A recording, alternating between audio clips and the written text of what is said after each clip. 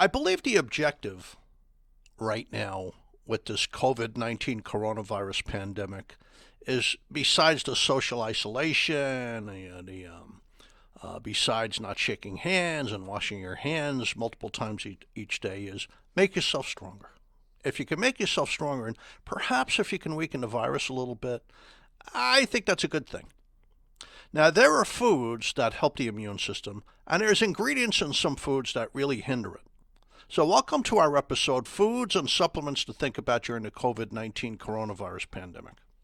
Hi, my name is Jerry Hickey. I'm a licensed pharmacist who also has studied nutrition. I'm over here at Invite Health. I'm also the scientific director, and I'd like to talk to you today about the foods that support the immune system and those that may harm it. Later in the program, I'm going to go pretty in-depth into particular mushrooms. I'm also going to talk about other supplements that are helpful for the immune system. Please be sure to subscribe to the Invite Health podcast, and please leave us a review. And you can also follow us on Facebook, Twitter, and Instagram at Invite Health. All of the information on today's episode will be linked in the episode description, and you can visit invitehealth.com/podcast for more info. So let's get started. Yes, there are foods and drinks to have and to avoid that have an effect on your immune system. First, the foods that are good for your immune system. Mushrooms. Mushrooms in general, like button mushrooms. They have a whole slew of ingredients that support the immune system. For instance, the simple button mushroom, common button mushroom, has the mineral selenium, has some B vitamins, has vitamin D2, which is called ergocalciferol. Not quite as good as D3, cholecalciferol, but still helpful. It has niacin. These help in a number of ways. For instance, if you're low in selenium, you're more likely to get severe infections. Riboflavin and niacin play roles in a healthy immune system. So mushrooms have nutrients that support the immune system, but they also have powerful antioxidants to protect you, like ergothioneine. You know, some of these viruses cause inflammation. When you have enough antioxidants, it helps minimize the inflammation. And they have some really unique ingredients, certain polysaccharides, glyconutrients, really, 1,3 and 1,4 beta-glucan that stimulate the immune system. So mushrooms, I think mushroom soup is a perfect food right now during the virus season. First of all, it's warm. It's always good to have something warm, but you're getting all the nutrients from the mushrooms, and there's a lot of stimulants in the mushrooms. Tea, but don't choose black tea. Choose green tea or white tea. So let me explain that. The tea plant, Camellia sinensis, if you pick the buds early, the leaves early, it's white tea. And there are certain polyphenols in there very good for the immune system. If you let the buds develop into leaves and you pick it and you steam it, it stays as green tea. The reason steaming helps, it slows down an enzyme that would otherwise ferment the leaf into either oolong tea or go all the way to black tea. So oolong tea is kind of halfway between green tea and black tea. So it does have some of these polyphenols. Black tea is missing them. It has a different, a range of polyphenols. So the polyphenols in green tea are interesting. The COVID-19 virus, what you call the coronavirus, it's a beta coronavirus. And all coronaviruses, beta coronaviruses, use specific enzymes to infect you. In other words, if somebody sneezes on you, the COVID virus releases enzymes to hold onto your mucous tissues in your mouth or your nose or the tear ducts in your eyes and get into the cells and propagate and break out and go into other cells. So one of these is hemagglutinin, and the ingredients in green tea and white tea slow down hemagglutinin. So it's not that the green tea or the white tea would prevent the infection, but perhaps they have some ability to weaken it, because there was this interesting study from the University of Florida, Gainesville. It was over the flu season, and they gave people, all different age groups, late teens, middle-aged, and the elderly. They gave them a green tea capsule twice a day throughout the flu season, or placebo. And they found that the incidence of the flu and other infections, other viral infections, was way down, like a third fewer. But even if people did get sick, the infection was different. It was weaker. It didn't last as long. So perhaps it has. Now, that was with flu viruses that use a bunch of enzymes that green tea inhibits. It inhibits neuraminidase, and it inhibits hemagglutinin, and a couple of others that the flu virus uses to infect you. As far as the COVID-19 virus, it only inhibits, to my knowledge, one of the enzymes used by the virus. The virus uses about 4 different enzymes to infect you, hemagglutinin. But that should mean something. But it goes beyond that, because the green tea polyphenols stimulated the immune system. The people on the green tea developed a lot more gamma delta T cells. Now that's important. They connect the innate immune system with the adaptive immune system. The innate immune system is kind of like dumb cells. They're not educated, so they have to be told what to do, but they're very powerful. A lot of them are neutrophils. About 90% of them are neutrophils. These are found like in the mucous tissues in your nose and in the tear ducts of your eyes and in your mouth and down by your lungs and in your intestines and by your skin and in the vaginal tissue and in the urinary tract, etc. And they kill infections. And they're really good at it, but they have to be told what to do. So they're in the innate immune system. So the other part of the immune system, called the adaptive immune system, has to manage these cells and tell them where to go and how to kill and for how long. And, they also tell them, hey, the infection's over now, let's shut down, because you don't want the immune system overactive once an infection is gone. That's called inflammation. You don't want that. So they found that the green tea stimulated gamma delta T cells. These are the interface between these different parts of the immune system. The dumb part, which is called innate immunity, and adaptive. Now, adaptive immunity would be natural killer cells. These are like first responders to kill cancer cells and viruses and bacteria, etc. Or your T cells that govern the immune system. They tell it what to do and how to work. Or your immunoglobulins, which are your antibodies, the cells specific to a particular virus or bacterium. So when they gave people green tea, the gamma delta T cells, the interface was working better. That's really good. That's a great finding, because gamma delta T cells do a million things with your immune system. But also your interferons were higher. Interferons are what we call cytokines, immune system messengers, and they tell the immune cells, go kill viruses. So green tea and white tea are helpful. Mushrooms are helpful. Just a caveat, when you use green tea or white tea, rinse it around your mouth and swallow it several times a day. Put lemon in it, not milk. Milk seems to slow down the polyphenols, where lemon seems to liberate them and protect them from your digestive juices. So you should do a little better if you use lemon rather than milk.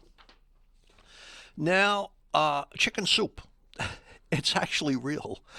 Chicken soup, besides containing protein, your immune system needs protein, so you have to get enough protein for your immune system right now. Protein, of course, is found in poultry like chicken and red meat and eggs and beans and soy foods and dairy foods. You have to get protein. You need protein.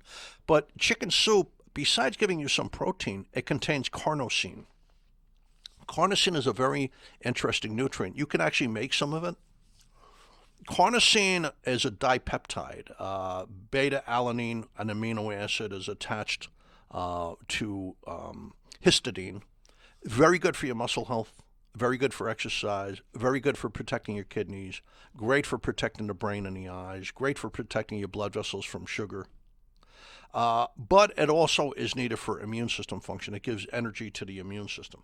So chicken soup, mushrooms, green tea, white tea. You can also add some garlic. Garlic has ability to kill bacteria and some viruses. Broccoli and other cabbage vegetables, what's in them? Well, there's indole carbanols, and the good bacteria in your intestines stack up these indole carbanols and make things like diindole methane, which is abbreviated DIM. These are very good virus fighters.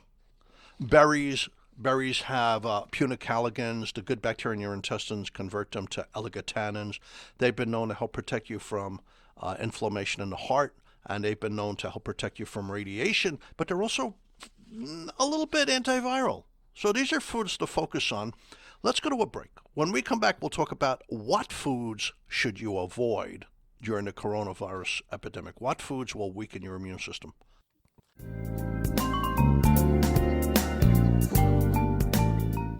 This podcast is brought to you by InviteHealth.com. For over 20 years, Invite Health has provided premium quality supplements and expert advice you can trust. Now, first-time customers can enjoy an exclusive offer. Visit invitehealth.com/podcast or click the link in this episode description. That's invitehealth.com/podcast for your exclusive offer on Invite Health products. Invite Health offers the resources you need to make important decisions about your health. Chat live with degreed healthcare professionals, get product information, and find retail locations near you at invitehealth.com. You can also learn about our new genetic testing program and our exclusive Invite Fitness Wellness program. Follow Invite Health on Facebook, Twitter, and Instagram, and be sure to subscribe to our podcast today. Now back to our episode. Okay, welcome back. Jerry Hickey, Invite Health episode. We're talking about foods and nutrients during the coronavirus infection. So what to avoid? Sugary drinks, sugary foods. Just 2 cans of soda has enough sugar to reduce the ability of your white blood cells to kill germs by about 40%. Just 2 cans of soda. The immune suppressing effects of sugar starts about 30 minutes after you consume the sugar and last about 5 hours. In contrast, eating healthier carbohydrates, complex carbohydrates like whole grains and broccoli and spinach, beans, they do not inhibit your immune system. Alcohol, you can have a little alcohol, like 1 glass of wine or 1 glass of beer or 1 scotch won't hurt the immune system. But if you have 2 or 3, there's pretty good evidence that it suppresses your immune system. Alcohol, just like sugar, when you have more than 1 drink, can reduce the ability of your white blood cells to kill germs. You don't want that right now. Plus, high doses of alcohol, like 3 drinks a day, they suppress the ability of your white blood cells to multiply. They inhibit your killer white blood cells. It's just not a good idea. And the last thing is saturated fat. Saturated fat is found in, junky foods, and saturated fat is found in a lot of processed foods. But saturated fat's also found in red meat. The thing is, it does suppress the immune system for a time. So you want to avoid excess saturated fat right now also. This can turn out to be a very long podcast. So I'm going to go over a couple of nutrients, and then I'm going to save the info on mushrooms for part 2, because there's a lot of interesting information on mushrooms and the immune system. So let's talk about nucleotides. Nucleotides are very interesting. Nucleotides are used in immunonutrition when people are going in for surgery, elective surgery. They mix L-arginine, an amino acid, with zinc and nucleotides. That's the base of immunonutrition, and people do better with surgery. They have fewer infections that they pick up in the hospital or the surgical arena. They tend to heal faster. They tend to get out of the hospital faster and more successfully. They've even shown this in intensive care units. So obviously arginine and zinc are needed for the immune system also. Arginine is a great amino acid for the immune system. Now, nucleotides have been studied by NASA. In the old days, when the astronauts came back from space like John Glenn, their immune system was really hammered. They were out there with zero gravity. They were bombarded with all kinds of radiation, different types of ultraviolet radiation, X-rays, gamma rays. It would suppress their immune system. So they had to be put in isolation for their own protection for a certain amount of time until their immune cells rebounded. So a number of academic research institutions have worked with NASA, and they found that if you give the astronauts nucleotides, it helps keep their immune system working even when they're exposed to radiation. So nucleotides is a way to go. I use it myself if I feel something coming on, like a cold or something. I actually douse myself in it. I'll take 6 capsules twice a day for 2 days, and that usually knocks the infection out of my system. But I tell people generally take 2 or 3 capsules every morning to support the immune system. Probiotics. There's a lot of evidence that probiotics are great for the immune system in a number of directions. On one hand, they prevent the immune system from acting inappropriately. So they help with food allergies and pollen allergies and dog and cat allergies. That takes time. But on the other hand, they prime the immune system to be more effective against cancer cells and viruses and bacteria. And that doesn't take as long. And there's been quite a few very interesting studies now on certain strains of probiotics for the immune system. It's not one size fit all. It's not all probiotic strains help with the immune system. So the ones I've seen great research on are Lactosporogenes, Lactobacillus rhamnosus, Lactobacillus plantarum, but especially Bifidobacterium animalis subspecies lactis and Lactobacillus parisi. So those are the strains. But that Bifidobacterium animalis subspecies lactis, even in a very elderly, it makes your immune system more competent within a couple of weeks. They're natural killer cells. These are early detecting cells. They detect like a cancer cell, a maverick cancer cell, or a virus. They rush in and call all the other immune system cells in to help them work better. They're more competent when you give an elderly person that strain. And there's been 3 or 4 studies that have shown this. So when you get a good probiotic mixture, it has strains that help support your immune system. Generally, you see an improvement within the first week or 2. It's interesting. You could give timelines to things with probiotics. So for the immune system to be more competent for fighting off infections takes about 2 weeks. To help with really settle down your digestive tract and improve your digestive tract takes about 3 weeks. And to start helping etch away at allergies, that takes a little more than 4 weeks. So it's a great time to start taking a probiotic. It's going to help now with your immune system, and eventually it'll help if you have any viruses to make them less reactive, milder. So I said nucleotides, the amino acid L-arginine, zinc, probiotic bacteria. We spoke about eating mushrooms. We spoke about drinking green tea or white tea, put some lemon in it. We spoke about broccoli. We spoke about berries. We spoke about chicken soup with carnosine in it, a natural source of carnosine. Surprisingly, eye formulas could be great for your immune system. I mean, it's something that just came to me last week. Eye formulas have certain carotenoids, pigments from plants and fruits, from vegetables and fruits, lutein, zeaxanthin, frequently they have lycopene. These help reduce inflammation in your heart and your lungs, and that's pretty much where the coronavirus is going to be dangerous.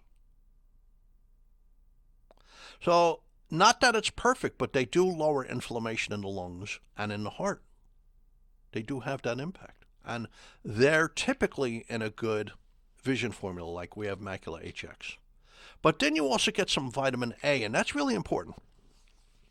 If you have diabetes or thyroid problems, you can't convert beta-carotene efficiently into vitamin A, and you need vitamin A for your immune system to work effectively.